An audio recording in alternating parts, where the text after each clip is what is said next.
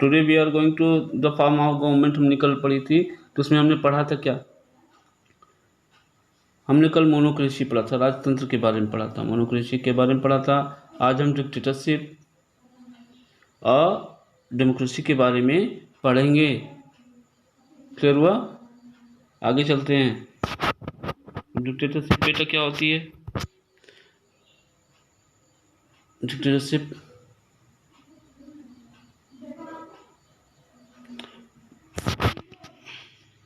a country is ruled by the single leader.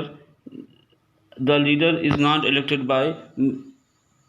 elected and many forces kept in control. In a military dictatorship, the army is in control. This does not follow the hereditary system. This system of government come into the beginning of usually there are monocracy was existing but has taken over of their defense ministers are those who control their army. An army officer who left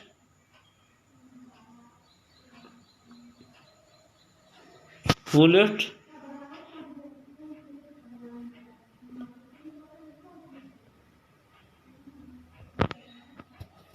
left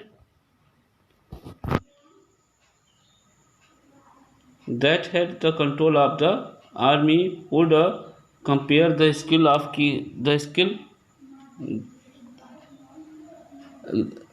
army would capture or kill the king and take over the government and then started the ruling of the country. The overthrowing of the monocracy was successfully in the country there the king was weak or policies were not popular. Later, dictatorship also come up in the country which had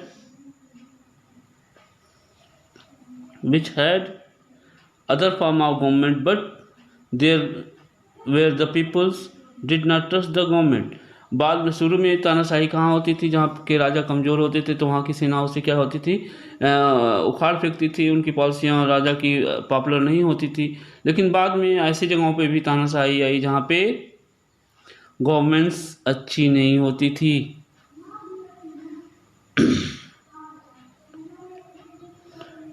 देखेंगे इसी में।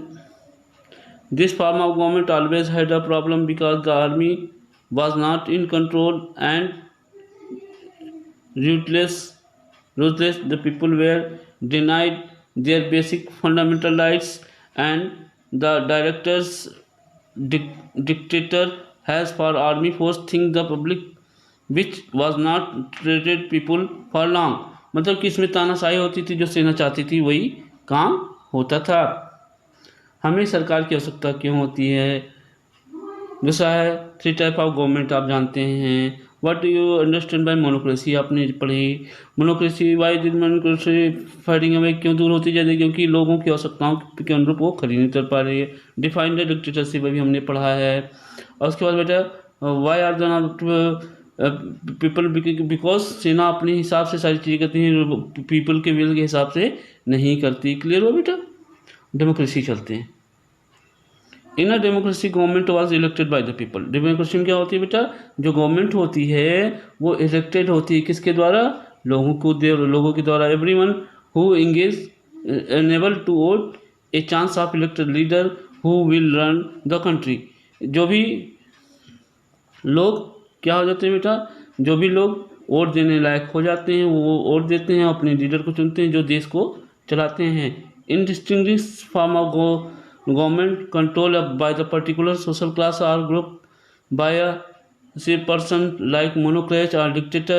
The democracy government can be either run directly or their elected representative as a direct form of need. The huge number of peoples assembled at the one place is not particular anymore. Therefore, system of elected representative in a particular practice all over the world where democracy follows.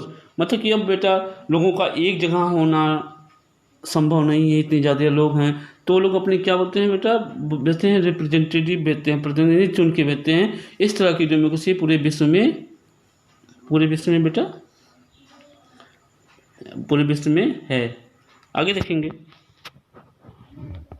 अब देखेंगे ये हमारे पास उदाहरण दिए गए हैं, थोड़े से इसको हम लोग घुमा लेते हैं, देखेंगे। अब ये बेटा देखा है, स्कोप देखा गया है, प्रेसिडेंशियल फॉर्म ऑफ गवर्नमेंट देखा, presidential form of parliamentary form of democracy, presidential form of government दिया गया है। इसमें दिया गया है कि प्रेसिडेंट जो होता है डायरेक्ट पीपल द्वारा चुना जाता है। ऑल द पावर, सारी शक्तियाँ किसके पास होती हैं बेटा? प्रेसिडेंट्स के पास होती हैं। नॉट रिस्पॉन्सिबल टू लेजिस्लेटर, और इसके जो लोग होते हैं वो लेजिस्लेचर के प्रति लॉयल नहीं होते हैं। मिनिस्टर जो होते हैं इस मेंबर ऑफ पार्लियामेंट नहीं होते हैं, और इसमें मेंबर ऑफ पार्लियामेंट होंगे पार्लियामेंट्री फॉर्म ऑफ गवर्नमेंट में। इसमें लेजिस्लेटर के इसके बीच अंतर दिया गया, बहुत ही ये सारी चीज़ें मिलती नहीं बेटा कई बार। तो प्रेसिडेंशियल फॉर्म ऑफ गवर्नमेंट और पार्लियामेंट्री फॉर्म ऑफ गवर्नमेंट में क्या होता है? जिनमें प्रेसिडेंट्स को डायरेक्टली लोग चुनते हैं, बाद पार्लियामेंट स्टेट लेजिस्लेटिव असेंबली और लेजिस्लेटिव काउंसिल चुनी जाती है। All power was vested in president, सारी शक्तियाँ किसमें होती हैं? राष्ट्रपति में होती हैं। Limited power is the national head of the nation, no veto power, इसमें वीटो पावर नहीं होती है। नॉट, इसके जो सदस्य होते हैं गवर्नमेंट के वो लेजिस्लेचर पार्लियामेंट के प्रति उत्तरदायी नहीं होते, फिर पार्लियामेंट के प्रति उत्तरदायी होते हैं। Minister is not member of parliament, इसमें पार्लियामेंट के सदस्य नहीं होते, इसमें पार्लियामेंट का सदस्य होना पड़ता है। The president appoint the secretariat who head the various department of the government, इसमें प्रेसिडेंट अपॉइंट करता है सेक्रेटरीट को, सचिवों को, जो डिपार्टमेंट को गवर्नमेंट के विभिन्न डिपार्टमेंट को हेड करते हैं। The prime minister head of the cabinet, इसमें प्राइम मिनिस्टर जो होता है हेड ऑफ द कैबिनेट होता है। और this cabinet only administrative in nature, the cabinet is extend executive law. Clear हो बेटा? ये सारी चीज़ें आपको पॉइंट आउट करनी है, लिखनी है, और इसमें से जो भी नहीं, देखिए इसमें election of president, power of president, responsibility of the government, ministers, head of the cabinet, ये सारी चीज़ें इसमें दी गई हैं। ये बहुत अच्छे तरीके से दी गई हैं बेटा, इसको आप अपने कॉपी में उतार लेंगे। तो ये बहुत अच्छी चीज़ दी गई है। हम आगे इसके बाद के हिस्टोरिक पर्सपेक्टिव्स अगले लेसन में पढ़ेंगे, अगली क्लास में पढ़ेंगे। Thank you.